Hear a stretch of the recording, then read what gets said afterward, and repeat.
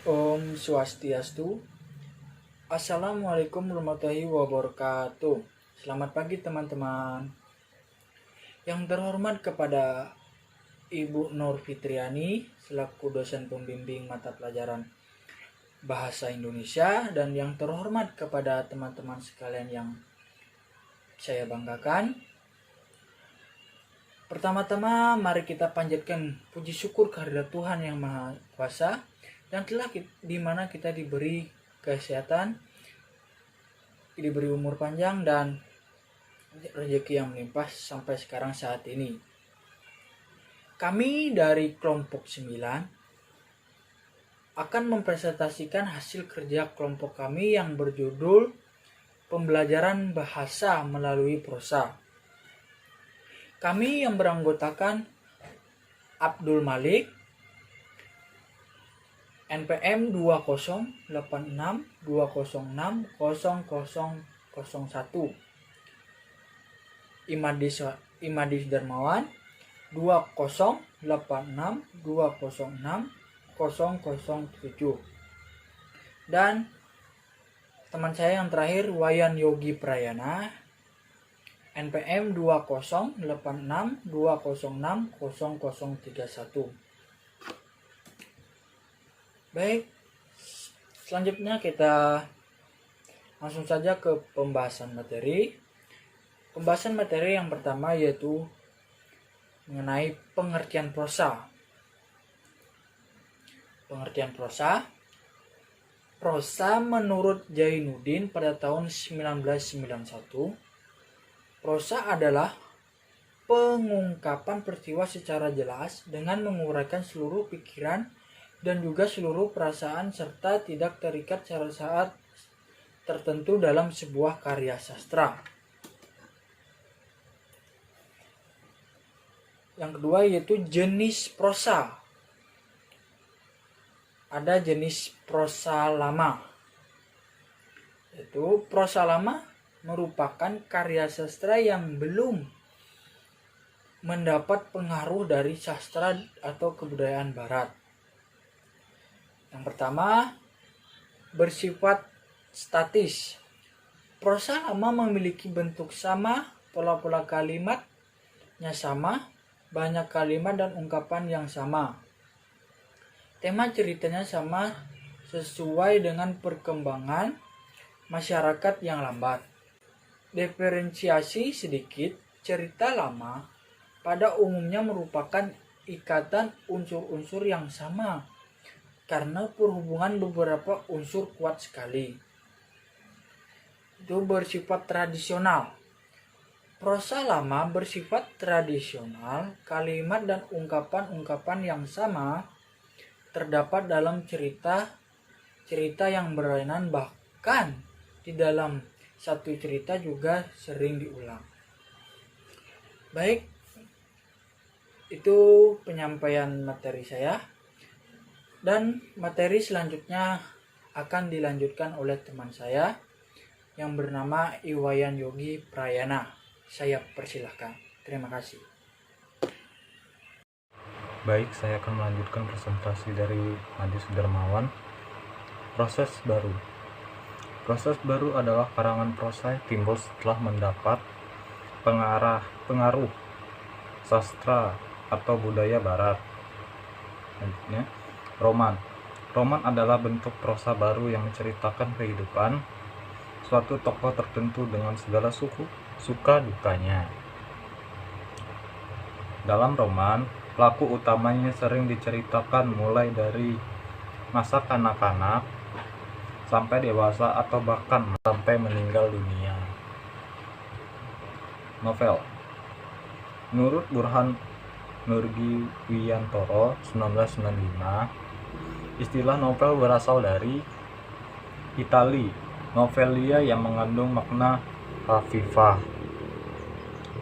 sebuah barang baru yang kecil, yang kemudian diartikan sebagai cerita pendek dalam bentuk prosa. Resensi.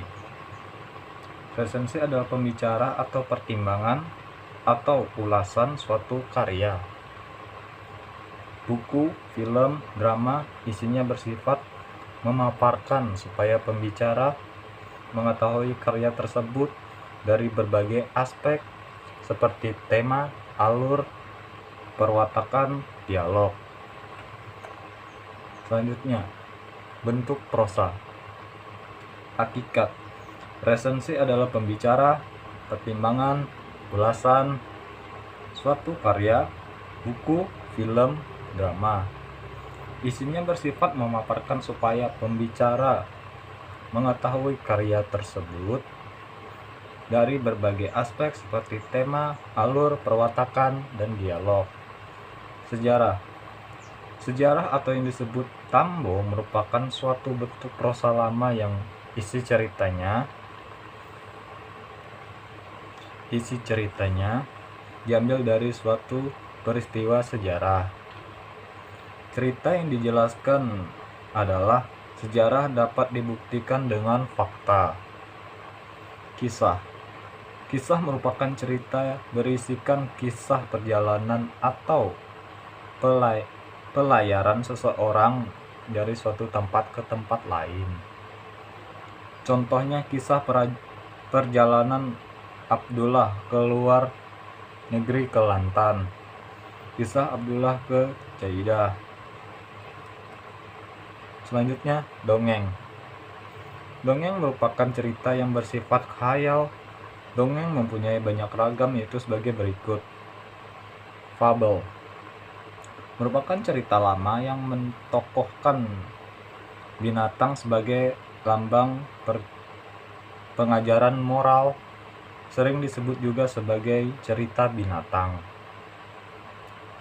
Mite atau mitos merupakan cerita-cerita yang berhubungan dengan kepercayaan tentang suatu benda atau hal yang dipercayai memiliki kekuatan gaib.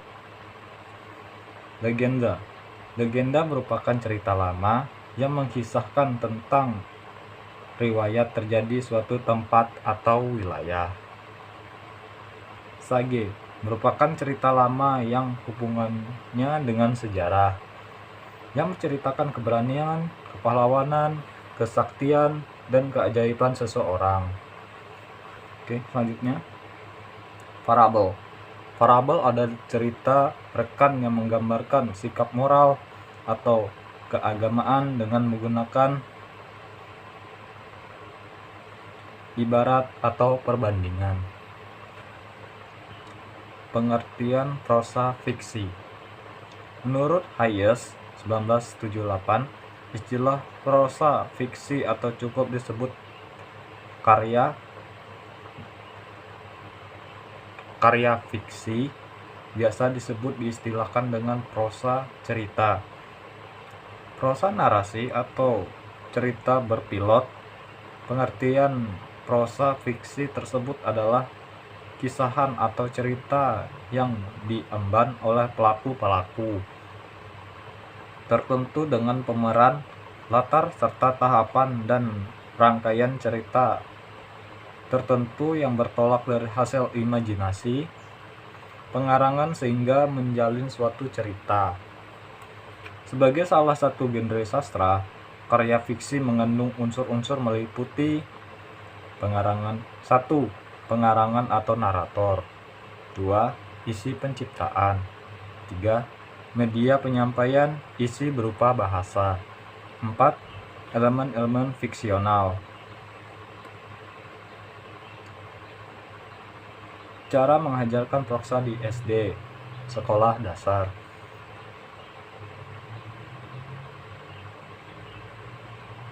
Pengajaran prosa di SD dengan demikian berarti mengajarkan bagaimana para siswa melihat permasalahan kehidupan, kemudian dengan imajinasi, kreativitas, mereka bisa mencarikan pemecahannya.